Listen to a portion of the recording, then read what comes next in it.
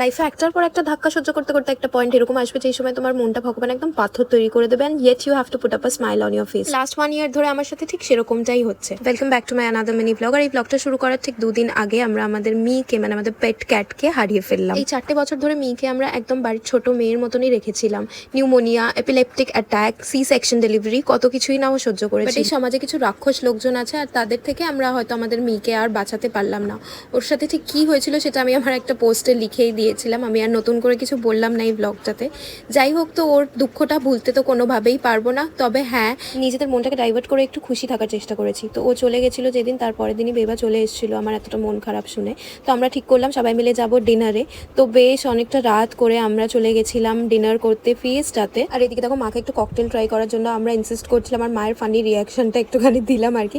তো যাই হোক, রাত্রেবেলা খেয়ে দিয়ে আমাদের ফিরতে ফিরতে 12টা বেজেই গেছিলো, তখন ইন্ডিপেন্ডেন্স ডে অলরেডি হয়ে গেছিলো। নেক্সট ডে মর্নিং উঠে ভাবছিলাম যে ফ্ল্যাটের ফ্ল্যাগ হোস্টিং সেরেমনিতে যাবো না, বিকজ যে ফ্ল্যাটের লোকেরাই আমার কুকির সাথে মেয়ের সাথে ইনজাস্টিস করেছে, তাদের সাথে কি সেলিব্রেট করবো। দেন ভাবলাম যে এই দিনটাকে ডিসরেসপেক্ট করার কোনো মানে হয় না। তো যাই হোক, তারপর আমরা মুভি দেখতে সবাই মিলে বেরিয়ে গেছিলাম। আর অ্যাজ ইউজুয়াল ভাই বায়না করছিল গাড়ি চালাবে বলে, তাই বেবা was sitting next to him. তো আমরা ফার্স্টে ভেবেছিলাম আমরা ধূমকেতুই দেখবো, বাট আগের দিন রাত্রেবেলা আমরা ফেস্টাতে বসে যখন মুভির টিকিট বুক করছিলাম, ধূমকেতু আর ওয়ার 2 দেখা নিয়ে ঝামেলা চলছিল। বাট কিসমতে হয়তো ওয়ার 2 দেখাটাই লেখা ছিল, কারণ কি ধূমকেতুর প্রত্যেকটা শোই অলমোস্ট ফুল ছিল। তো যাই হোক, I won't regret the decision of watching War 2 as well. ধূমকেতু হয়তো আরেকদিন দেখেই নেবো।